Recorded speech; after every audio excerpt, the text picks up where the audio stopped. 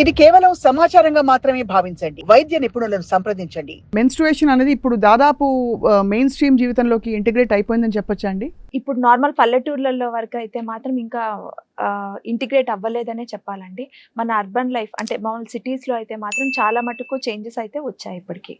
అంటే ముందు పూర్వకాలంలో మాదిరిగా ఒక 15 days పాటు బయట ఎవరిని టచ్ చేయనీయకుండా బయట సపరేట్గా కూర్చోబెట్టడం కానీ, ఫుడ్ అవన్నీ కూడా సపరేట్గా పెట్టడం అట్లా ఉన్నింది. కానీ ఇప్పుడు చాలా మటుకు అయితే చేంజెస్ అయితే వచ్చాయి, గమనిస్తున్నాము. First and foremost I want to ask you, ఈ మధ్య ఎర్లీ మెన్స్ట్రుయేషన్ ఎందుకు చూస్తున్నాం మనం?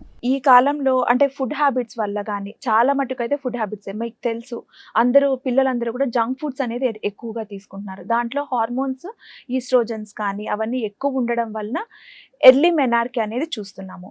సో ఆ జంక్ ఫుడ్ తినడం వల్ల అంటే కూల్ డ్రింక్స్ కానీ, పిజ్జాస్ కానీ, బర్గర్స్ కానీ వాటన్నిటిలో కూడా హార్మోన్స్ ఎక్కువ ఉత్పత్తి చేసే పదార్థాలు ఉండడం వల్ల ఒబేసిటీ అనేది వస్తుంది. ఒబేసిటీ రావడం వల్ల పాలిసిస్టిక్ ఓవరీ కానీ అట్లా ఆ కండిషన్స్ రావడం వలన ఎర్లీ మెనార్కీ అంటే 7 years కి 8 years కి అంతా కూడా మనము మెనార్కీ చూస్తున్నాము. 7-8 years కూడా చూస్తున్నావా?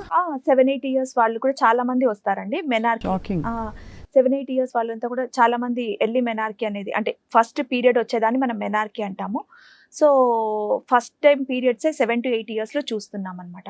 సో చాలా మటుకు ఫుడ్ అనేది కంట్రోల్లో పెట్టుకోవాలి. అంటే చైల్డ్హుడ్ ఒబేసిటీ అనేది ఖచ్చితంగా కంట్రోల్ చేయాలి.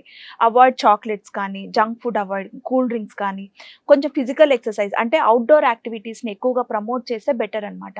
అంటే ఇండోర్ ఎంతసేపు ఫోన్ ఇచ్చి ఫోన్ ముందు కూర్చొని చేసేది కాకుండా అవుట్డోర్ ఏదైనా చిన్న చిన్న యాక్టివిటీస్ నార్మల్ ప్లేకి ఒక 1 hour పాటు ఈవినింగ్ టైం స్కూల్ నుంచి వచ్చిన తర్వాత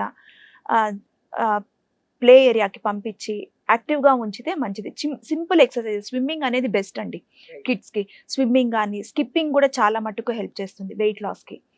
సో ఇట్లా చిన్న చిన్న మార్పులు చేసుకుంటూ మనం కంట్రోల్ చేయొచ్చు.